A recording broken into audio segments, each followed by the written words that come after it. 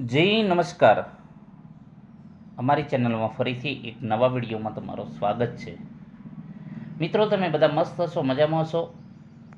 તમે બધા તૈયાર હશો આવનારી હેલ્પરની ભરતી માટે. ઘણા તૈયાર થઈ ગયા છે, તૈયારીમાં લાગી ગયા છે.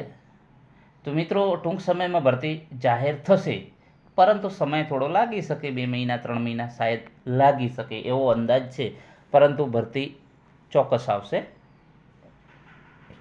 મિત્રો, જીએસઆરટીસી હેલ્પર સિલેબસ પ્રમાણે તમામ વિડીયો આપણે બનાવેલા છે. અગાઉ 2024ની જે ભરતી હતી એમાં પણ મેં શરૂઆત કરી હતી. સ્ટાર્ટિંગમાં જ જેવી ભરતી મતલબ કે જાહેર થઈ એના બીજે જ દિવસે વિડીયો ચાલુ કરી દીધા હતા. શાયદ યુટ્યુબમાં પ્રથમ સ્ટાર્ટિંગ ટીઆર એજ્યુકેશન જ કરી હતી હેલ્પર માટે. તો આ વખતે પણ આપણે તમારો સાથ સપોર્ટ હશે તો એ પ્રમાણે વિડીયો ડેલી બેઝ પર આવશે. ઘણા મિત્રો મેસેજ કરી રહ્યા છે, કેમ સર તમારા વિડીયો નથી આવતા. દોસ્તો, વિડીયો બનાવી છે, પરંતુ એ પ્રમાણે સાથ સહકાર નથી મળતો, તમારો સપોર્ટ નથી મળતો. વિડીયો જોવો છો, લાઇક નથી કરતા. વિડીયો જોવો છો, શેર નથી કરતા. મિત્રો, આપણે વિડીયો બનાવીએ છીએ કોઈકના ભવિષ્ય માટે, કોઈકનું બહેતર ભવિષ્ય બને. કમાવવું હોય તો કમાઈ શકીએ છીએ ઓનલાઈન કોર્સ દ્વારા અથવા તો બુક બનાવીને, પરંતુ એવું નથી કરવું. જે સમય મળ્યો છે તો એ સમય દરમિયાન કોઈકને મદદરૂપ થઈએ.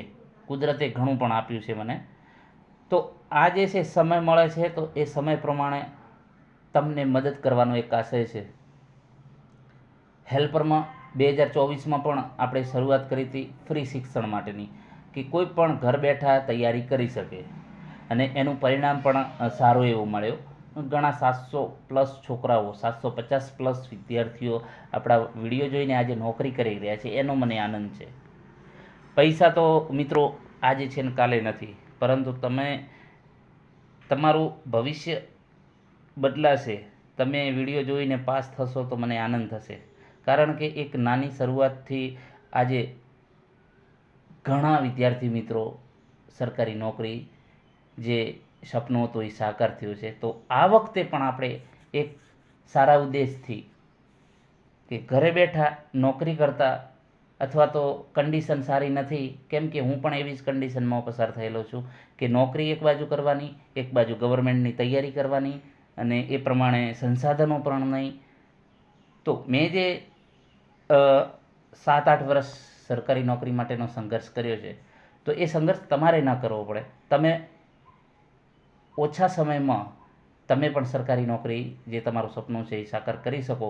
તો એ આશયથી આપણે આ વિડીયો બનાવવાનું સ્ટાર્ટ કર્યું છે, જેથી કરીને બીજા જે જરૂરિયાતમંદ વિદ્યાર્થીઓને મદદરૂપ બની શકીએ.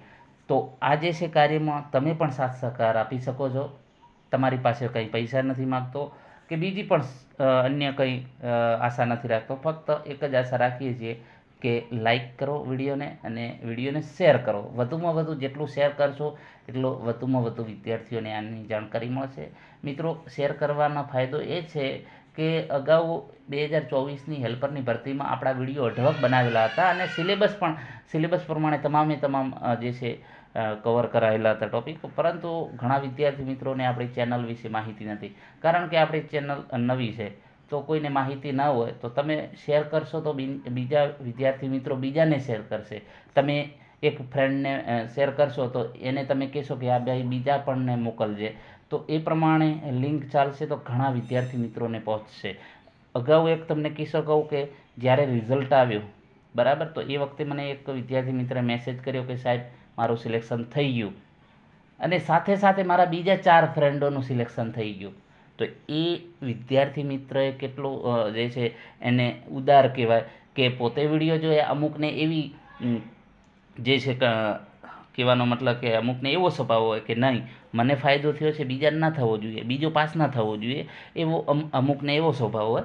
પરંતુ અમુકને ઉદાર હોય કે હાલો ભાઈ, મને ફાયદો થયો છે તો બીજા મિત્રોને પણ શેર કરીએ. તો એ ભાઈએ જે છે વિડીયો જોયા, એમને સારા લાગ્યા તો બીજા મિત્રોને શેર કર્યા. આ પણ તમામ ફ્રીમાં. તો એ વિદ્યાર્થી પાસ થયો, સાથે સાથે નોકરી મળી, તો બીજા 4 વિદ્યાર્થીઓને પણ નોકરી મળી. એનું પુણ્ય એને પણ મળ્યો, કારણ કે એને ખબર છે ચેનલ વિશે, તો એને વિડીયો સારો લાગ્યો, એ બીજાને મોકલ્યા તો બીજાનું પણ ભવિષ્ય બન્યું. આ રીતે એક લિંક દ્વારા તમે બીજાને પણ શેર કરી શકો છો. બીજાનું આપણે બીજું તો કંઈ સારું ના કામ કરી શકીએ, પરંતુ એક શેર કરીને કોઈકનું જીવન બદલી શકો છો 100%. તો ચાલો વધુ સમય નહીં લઈએ, હવે જે મેઇન ટૉપિક વિશે આવીશું. જીએસઆરટીસી હેલ્પરમાં આપણે સિલેબસ વિશે વિડીયો બનાવેલો છે અને ડિટેલમાં ચર્ચા કરી છે. સિલેબસ ચેન્જીસ નહીં થાય, બરાબર. તો સિલેબસમાં કોમન જે અગાઉ પણ જે એનાલિસિસ પ્રમાણે પણ વિડીયો બનાવેલો છે, એમાં કોમન ટ્રેડ એટલે કે કોમન MCQ આવશે. તો એ કેટલા માર્ક્સના આવશે? તો 15 થી 17 માર્ક્સના આવે છે. હવે કોમન એટલે શું અને કઈ ટાઈપના પ્રશ્નો હશે, તો તેના વિશે આ વિડીયોમાં ચર્ચા કરીશું. કોમન એટલે મતલબ કે બધા ટ્રેડના જેટલા પણ ટ્રેડો સમાવેશ કરવામાં આવેલા છે, ટર્નર છે, ફિટર છે, ઇલેક્ટ્રિશિયન છે, વાયરમેન નથી, પછી ફિટર છે, MMV છે, MD છે, કાર્પેન્ટર છે, બીજા અન્ય ઓટોમોબાઈલના અંદર જે છે સમાવેશ કરવામાં આવેલો છે.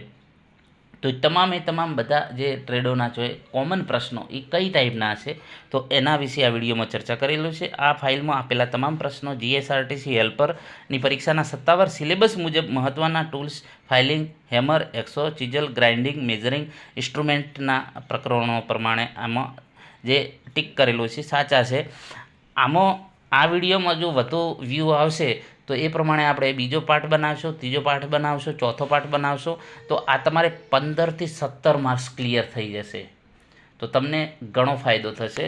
તો ચાલો મિત્રો, હવે કઈ ટાઈપના પ્રશ્નો હશે, તો સેકન્ડ કટ ફાઇલનો સમાવેશ કયા પ્રકારની ફાઇલમાં થાય છે? હવે મિત્રો, આ જે ફાઇલનો જે ચેપ્ટર છે એ ફિટર માટે આવે છે, ને MD માટે આવે છે, ને MMV માટે આવે છે, ને કાર્પેન્ટરમાં આવે છે, ને પ્લમ્બરમાં આવે છે, ને મતલબ કે આઈટીઆઈના જેટલા પણ ટ્રેડો છે આ કોમન પ્રશ્ન છે, દરેકને ફાઇલ ભણવાનું આવે છે હેન્ડ ટૂલ્સ વિશે.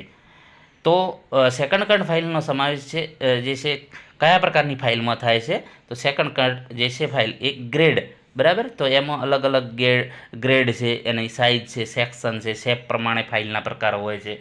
તો એ જે છે સેકન્ડ કટ છે એ ગ્રેડ પ્રમાણેનો એમાં સમાવેશ થાય છે. ડબલ કટ ફાઇલનો ઉપયોગ ખાલી જગ્યા પર ફાઇલિંગ કરવા માટે થાય છે. હાર્ડબોર્ડ, પ્લાસ્ટિક, સ્ટીલ, લાકડું. તો ડબલ કટ ફાઇલનો ઉપયોગ સ્ટીલ માટે એના ફાઇલિંગ કરવા માટે ઉપયોગ થાય છે. રાસ્પ કટ ફાઇલનો ઉપયોગ નીચે પૈકી કયા મટીરિયલમાં થાય છે? Cast iron, brass, cast aluminium, લાકડું. તો રાસ્પ કટ લાકડા માટે થાય છે. આ પ્રશ્ન પૂછાયેલો છે. ફાઇન ફિનિશિંગ આપવા માટે કયા પ્રકારની ફાઇલ વપરાય છે? તો જે ફાઇન એટલે જે છે જે આપણે કહીએ એક પ્રકારનું સ્મૂથ, બરાબર. ફાઇન એટલે આપણે જે ફાઇન કહીએ છીએ સારું, જે ખરબચડું ન હોય. તો ફાઇન ફિનિશિંગ માટે rough file, bastard file, second cut કે સ્મૂથ? તો સ્મૂથ ફાઇલ. એના પછી વાત કરીશું ડ્રિલિંગ કરેલા હોલમાં ફાઇલિંગ કરવા માટે નીચે પૈકી કઈ ફાઇલ વપરાય છે? તો ડ્રિલિંગ કરેલા જે હોલમાં ફાઇલિંગ કરવા માટે નીચે પ્રકારે કઈ ફાઇલ? તો રાઉન્ડ ફાઇલ, બરાબર. હવે આપણે ડાયરેક્ટ જવાબ જ બોલીશું, ખોટો તમારો સમય નહીં વેડફીએ, બરાબર. ઘણા 20 પ્રશ્નો હોય ને 40 પ્રશ્નો હોય ને એમાં 3-3, 4-4 કલાકના વિડીયો હોય, એવું આપણે નહીં કરીએ. આપણે જે ઇમ્પોર્ટન્ટ છે એના વિશે ચર્ચા કરીશું અને ખોટો તમારો સમય નહીં બગાડો. 500 ગ્રામ વજનના હેમરના હાથાની લંબાઈ આશરે કેટલી હોય છે?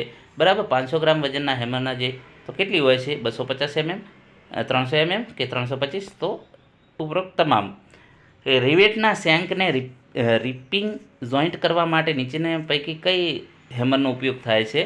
તો રિવેટના શેંકને રિપિંગ જોઈન્ટ કરવા માટે બોલપેન હેમર વપરાય છે. તો આ પણ મોસ્ટ આઈ પ્રશ્ન છે. સ્લેજ હેમરના હાથાની લંબાઈ આશરે કેટલી હોય છે? તો સ્લેજ હેમર મતલબ કે ઉદાહરણ તરીકે 3.5 kg અંદાજે. તો એની કેટલી હોય છે લંબાઈ? તો આશરે 60 થી 90 સેન્ટીમીટર. ખાલી જગ્યાએ જનરલ પર્પઝ હેમર છે, તો બોલપેન હેમર જે છે જનરલ પર્પઝ હેમર છે. આ પણ પરીક્ષામાં પ્રશ્ન પૂછાય એવા છે અને આ જે છે 16 થી 17 માર્ક્સનું પૂછાય છે. મેલેટ કયા મટીરિયલમાંથી બનાવવામાં આવે છે? તો મેલેટ જે હાર્ડવુડ અથવા તો લાકડું અથવા તો પ્લાસ્ટિક, બરાબર. એ અને બી બંને. હેમરને હેન્ડલ સાથે ફિટ કરવા માટે શું વપરાય છે? તો હેમરને હેન્ડલ સાથે ફિટ કરવા માટે ફાચર અથવા તો વેજ, બરાબર, એ વપરાય છે. સાધારણ વપરાશ માટે કઈ લંબાઈની એક્સો વપરાય છે? તો તો સાધારણ વપરાશ માટે આપણે જનરલી 250 mm સાઇઝની વાપરીએ છીએ. એક્સો બ્લેડના ટીથ ઘાટ વિનાના કેમ બને છે, એટલે કે બુઠ્ઠા કેમ થઈ જાય છે? તો એમાં શું હોય છે, કુલન્ટ વાપરવામાં ન આવે તો પ્રેશર તેમજ વધારે ઝડપથી એક્સો ચલાવો, રિટર્ન સ્ટ્રોક દરમિયાન પ્રેશર હળવું ન કરવું, તો ઉપરોક્ત તમામ. બરાબર.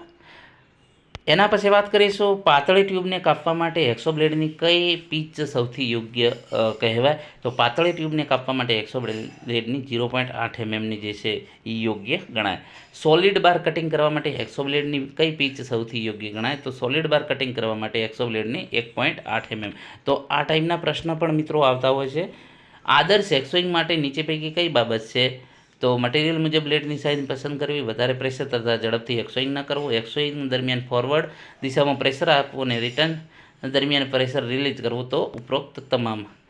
ચિપિંગ એટલે શું? ચિપિંગ કોને કહીશું? તો કે કોલ્ડ ચીજલ અને હેમર વડે જોબ પરનું વધારાનું મટીરિયલ દૂર કરવાની જે પ્રોસેસ છે એને ચિપિંગ કહેવામાં આવે છે. કોલ્ડ ચીજલ કયા મટીરિયલમાંથી બનાવવામાં આવે છે? મોસ્ટ આઈએમપી પ્રશ્ન છે. આ પ્રશ્ન વારે પૂછાયેલો છે દરેક એક્ઝામમાં. તો કોલ્ડ ચીજલ એ હાઈ કાર્બન સ્ટીલ. આ જે છે પ્રશ્નો છે દરેક ટ્રેડમાં આવતા હોય છે.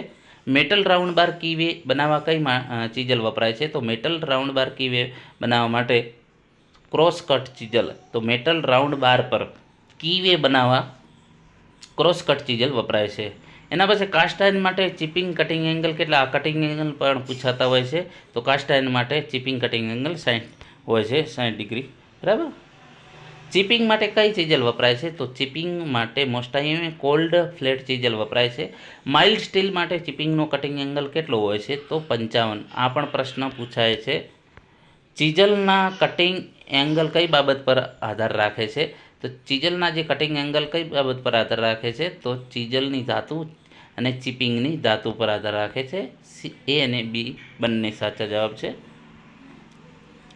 ગ્રાઇન્ડર મશીન વડે નીચેના પૈકી કયું મટીરિયલ રિમૂવિંગ વર્ક કરી શકાય છે? તો કે ગ્રાઇન્ડર મશીન વડે શેપ અને સાઇઝમાં એક્યુરેટ ન હોય તેવા ફાઇન વર્ક માટે. બરાબર. શેપ અને સાઇઝમાં એક્યુરેટ ન હોય તો તેવા માટે ગ્રાઇન્ડર મશીન વડે જે છે રિમૂવિંગ વર્ક કરી શકાય છે. રિમૂવિંગ એટલે દૂર કરવું.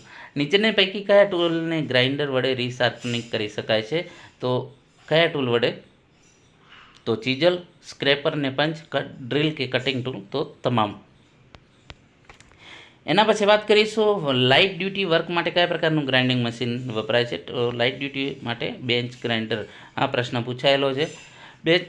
બેન્ચ ગ્રાઇન્ડર મશીનમાં ગ્રાઉન્ડિંગ વ્હીલ અને ટૂલ રેસ્ટ વચ્ચે ખાલી જગ્યા વધારે ગેપ ન હોવો જોઈએ. કેટલાથી વધારે ન હોવો જોઈએ? 2 mm. આ પ્રશ્ન પૂછાયેલો છે હેલ્પર માટે. અને બીજી પરીક્ષામાં પણ પૂછાયેલા છે પ્રશ્નો. સ્ટીલ રૂલ કયા મટીરિયલમાંથી બનાવવામાં છે? સ્ટીલ રૂલ જે છે સ્ટેનલેસ સ્ટીલ અથવા તો સ્પ્રિંગ સ્ટીલમાંથી. ઓપ્શન ડી સાચો જવાબ છે. સ્ટીલ રૂલ એ ખાલી જગ્યા છે તો ડાયરેક્ટ રીડિંગ મેઝરિંગ ઇન્સ્ટ્રુમેન્ટ છે. બરાબર. સ્ટીલ રૂલમાં સૌથી નાનામાં નાનું માપ કહી શકાય અથવા તો એની લિસ્ટ કાઉન્ટ કેવી?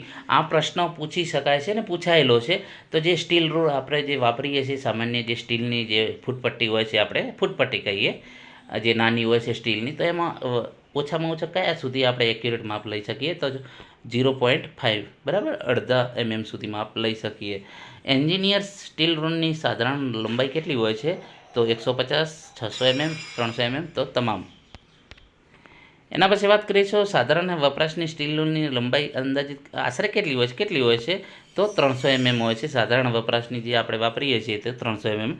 ટ્રાય સ્ક્વેરનો ઉપયોગ ખાલી જગ્યા એંગલ ચેક કરવા માટે, તો 90 એંગલ ચેક કરવા માટે અથવા તો 90 એંગલ ચેક કરવા માટે. સ્ક્રાઇબરનો પોઈન્ટ એંગલ ખાલી જગ્યા હોય છે તો 12 થી 15. આ પરીક્ષામાં પૂછાયેલો પ્રશ્ન છે, ઘણી પરીક્ષામાં પૂછાયેલો છે. સ્ક્રાઇબર કયા મટીરિયલમાંથી બનાવવામાં આવે છે? High carbon steel. તો આ પણ પ્રશ્ન વારે પૂછાયેલો છે. તો મિત્રો આ જે આઈએમપી પ્રશ્નો છે આવનારી હેલ્પરની પરીક્ષા માટે કોમન પ્રશ્નો 15 થી 17 માર્ક્સનો તમને ફાયદો થશે. જો વ્યૂ વધારે આવશે, લાઇક સારા આવશે તો બીજા પણ 4 થી 5 વિડીયો બની શકે એટલા પ્રશ્નો છે. તો તમારે 15 થી 17 માર્ક્સ ક્લિયર થઈ જશે જો લાઇક અને શેર વધુ હશે અને વ્યૂ સારા હશે તો આપણે બીજો ભાગ બનાવીશું. આભાર.